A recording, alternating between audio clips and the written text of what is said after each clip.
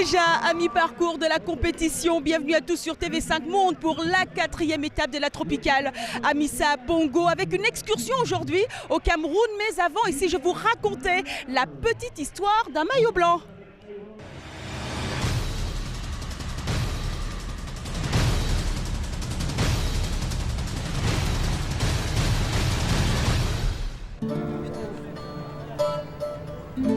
Il y a toujours comme ça dans la grande histoire du vélo des petites histoires de tours. Et ce matin, c'est l'histoire d'un maillot blanc qui s'était trompé d'épaule.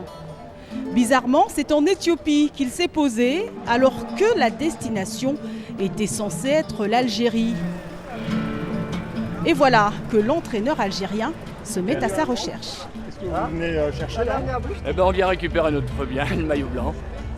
Ok, thank you. Explication, Abderrahmane crève la veille à 3 km de l'arrivée. Afetab arrive bien avant lui à Ndjolé. Du coup, petite confusion. Le maillot est remis à l'Éthiopien. Sauf que malgré la crevaison, l'Algérien qui s'est le mieux illustré dans cette étape bénéficie du même temps à l'arrivée que le peloton. Du coup, le meilleur jeune ce matin, c'est lui, Abderrahmane Beshlaghem. Il y a toujours comme ça, dans la grande histoire du vélo, des petites histoires de tours. Et ce matin, à Oyem, dans la province du Wellington, cette petite histoire du maillot blanc a été contée devant le Premier ministre gabonais, Daniel Onaondo, originaire d'ici, qui a donné le départ. Après une petite boucle à Oyem, le peloton se dirige vers Ambam, au Cameroun. Très vite, une échappée se forme. 4 hommes prennent la tête de la course. Le Rwandais Patrick Bouikou Sengue, l'Espagnol de Funvik Antonio Piedra et 2 Marocains, Mohamed El Rafai et Abdelati Saadoun, 40 ans, autant dire un vétéran. Hier, ils ont pris de retard. Rafai et Saadoun, ils ont à peu près 3 minutes 30 de retard. Donc, il fallait tenter quelque chose. Les calculs sont simples, les 4 hommes de tête ne sont pas des concurrents pouvant bousculer la hiérarchie au général.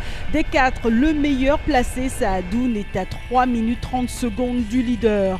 Du coup, le peloton ne produit pas un gros effort, ralentit même, histoire peut-être de se réserver après la dure étape d'hier. Et les 4 hommes vont avoir jusqu'à 3 minutes 50 d'avance sur le groupe maillot jaune. Un groupe dans lequel l'Érythrée a peut-être un coup à jouer avec Tesfom Okuba Mariam, meilleur africain, mais surtout 3e à 16 secondes de Andrea Palini au général. Au passage de la frontière camerounaise, Skydive Dubaï prend les choses en main et mène le peloton à la poursuite des échappés. Et l'écart se réduit considérablement. Et à 13 km de l'arrivée, les lieutenants de l'Érythréen Okuba Mariam mènent le train. Quelque chose est en train de se passer au classement général à cet instant. Un groupe de 12 coureurs qui étaient sortis du peloton arrive à Ambam en sprint. Un sprint lancé par Adil Geloul qui l'emporte. Le premier Camerounais, Yannick Lontsi, sur ses terres, prend la 27e place. Je ne suis pas satisfait parce que j'avais espoir d'arriver un peu plus devant, mais ça n'a pas été le cas. C'est le sport. Ça arrive. Bon, on garde le moral pour le reste des étapes qui arrivent. Oh, je suis très fier de lui. Hein. Il a travaillé. Hein. Quittant le Gabon au Cameroun, là, c'est chaud. Hein. Mais il a fait fort. Salut ma grande fête, c'est fort. C'est fort. À vous l'antenne. On garde le sourire Yannick, tout comme Adil Geloul, victorieux à Ambam. 3 victoires d'étape pour Skydive Dubaï. Et le maillot jaune reste sur les épaules de Andrea Palini. Au général, belle remontée de Tesfom Okuba Mariam. L'Érythréen prend la 2e place à 6 secondes du leader.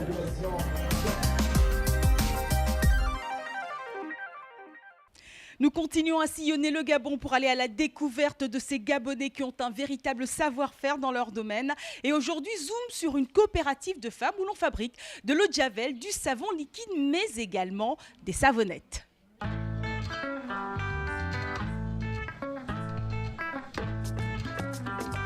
Nous sommes une association de femmes, nous sommes au moins une trentaine.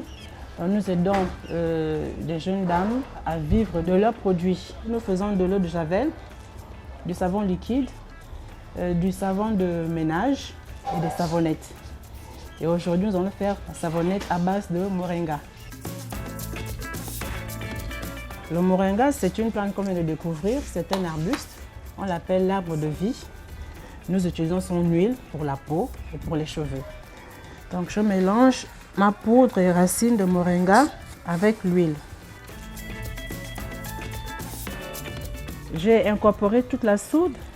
Je vais commencer à tourner dans un même sens jusqu'à ce qu'on appelle la trace, c'est-à-dire lorsque toute l'huile aura été saponifiée, c'est-à-dire transformée en savon. Nous avons 100 ml d'huile de moringa que nous ajoutons à la préparation. Nous avons un savon très doux. Nous allons couler notre préparation.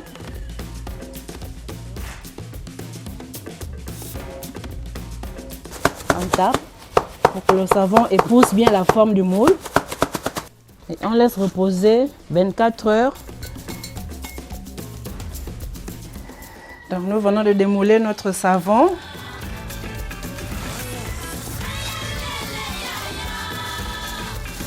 Voici notre savon aux feuilles et à l'huile de moringa. Nous n'avons pas encore de graveur, sinon nous aurons mis savon et lime.